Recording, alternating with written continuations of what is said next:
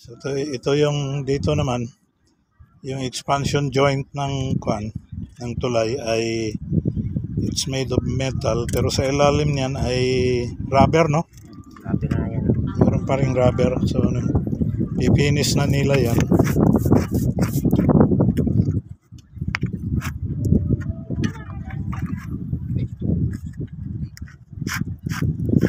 Haba itong tulay na ito. Pero saka ni Magian. Ang paabot na ni boss ka namang sa kuano bukana. Alagi? Oo, muna yung nakalangan. Yan, trabaho na diyan. Mga duha pa po na katuig siguro. 2025. Na lagi mga duha ka tuig po. Kini tulayan ni duha ka tuig man po ni. Oh, duha pero dali ra sa biruan. Dali ra oh. Ani siya agianan po sa tao, no? Na walkway. Oh, no. Kini. Okay na dito ang bicycle lane. Oh. Sige. Salamat ha. Sige.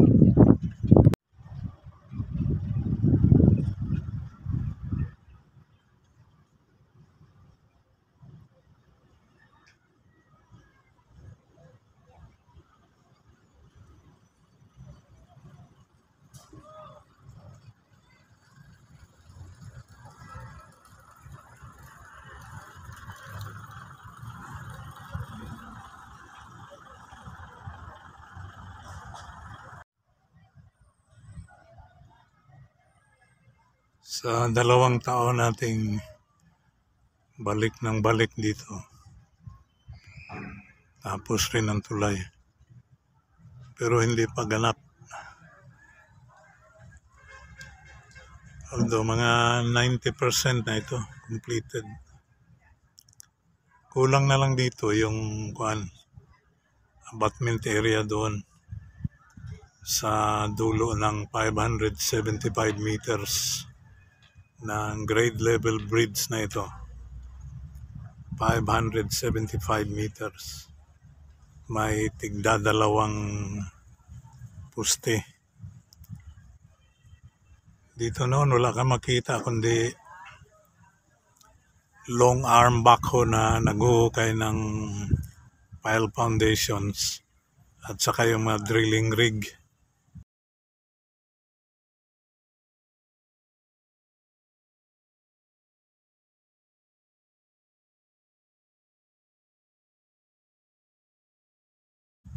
Kasi sa ilalim nitong yung tigdadalawang poste niyan, sa ilalim niyan may tig-16 na pile foundations yan. Na maabot hanggang 50 meters ang lalim. Yung 16 na yon na maliit lang ng kunti sa tigdadalawang piers na yan. Meron itong 14 na piers eh. So, excuse me, for a total of 28 piers. 14 pier stations sa tigdalawa, di mga 28 siya. Sa habang 575 meters na merong span na tig 40 meters naman. Ngayon na ay tapos na siya, meron ng parapet. Naka-install na rin yung mga lightings niya. Kailan kaya ito madadaanan? Siguro bibilang ka pa ng 2 taon uli. Kasi yung Davao River Bridge nga ay tatapusin pa rin yun. Ang kapariho nito na 600 meters doon sa Talumo, Tina Aplaya na box girder bridge ay tapos na. At yun nga ang dinadaanan galing sa Bago Aplaya hanggang sa Ecolan area.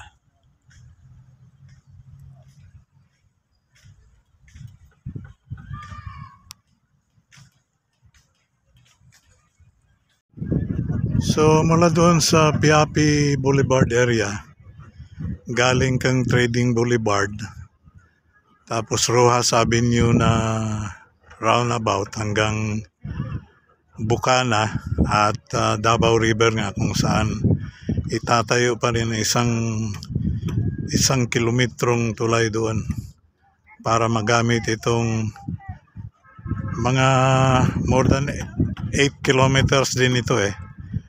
Yung doon sa segment 1 kung tawagin na galing Bago Aplaya hanggang Ecolan ay tapos na yung 8 kilometers na yun.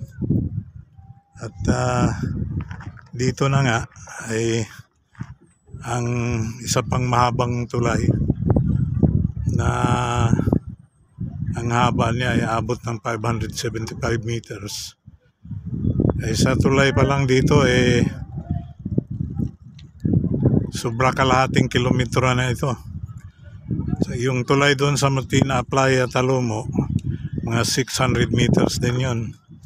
So sa mga tulay pa lang nito ay sobrang 1 kilometro na kaagad. Ito na yung kalsada ng tulay. Tapos na siya. Cement finish lang siya. Mula dito sa paanan ng Piapi Boulevard. At tutungo ito doon hanggang Santa Ana Avenue. Hanggang Agdao na siya. At lahat ng mga trabaho dito ay mga finishing na lang.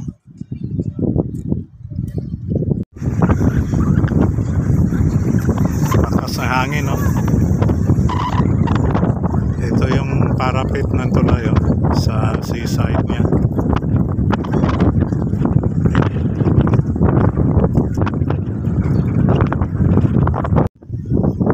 So dito nga, maambon na.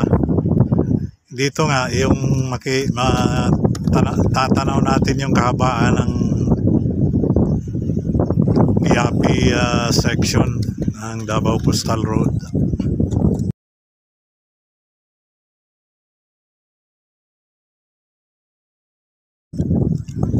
At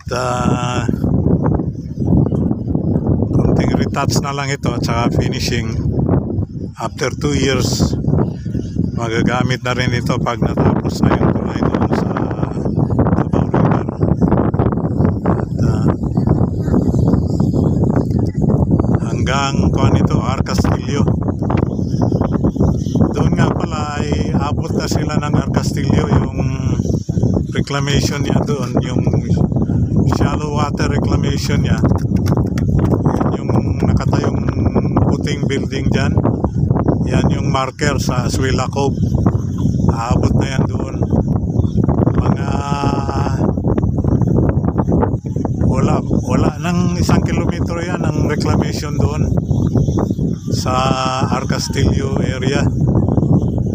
At dito tutugtong na siya sa Agdao Santa Ana section na tutulayin itong 575 meters na tulay nga na ito. Yan, kita mo yung mga vertical structures doon sa bandang Lanang na yan. Bandang Lanang at sa Arcastillo Street nga ay patuloy ang reclamation sa coastal area ng Agdao hanggang Arcastillo.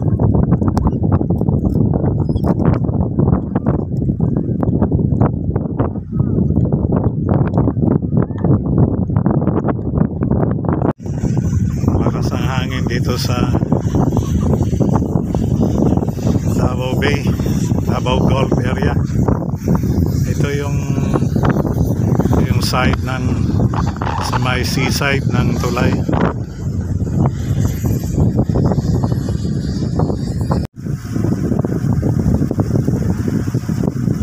Ito yung pinakamataas na section ng tulay. Bibilang siya ng mga 5 span bago mag downhill na uli siya doon sa Leon Garcia, Barangay Leon Garcia area. At coastal road na uli hanggang Agdao at saka Arcastillo. Pero maghihintay pa itong tulay na ito ng mga 2 taon bago magamit siya, kasabay nung pagkatapos doon sa Davao River.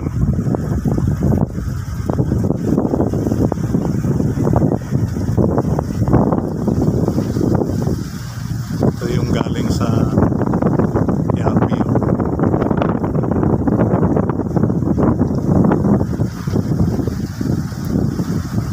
Lalaki ng mga piers at saka yung crossbars. Sa bahaging ito, naging 3 na yung piers. So hindi lang pala siya 28. Kasi mula doon sa Piati, 1, 2, 3, 4, 5. Hanggang 5 lang pala ang tigdadalawa. At saka yung naiwan na siyam, ay tigtatatlo na siya. So hindi lang siya 28 piers. 28 plus 9 more. So mga 37 piers lahat ito. Kasi sa bahaging ito, mula dito sa pang-5 hanggang 6 at saka pang-14 ay tigtatatlo na yung kanyang mga poste.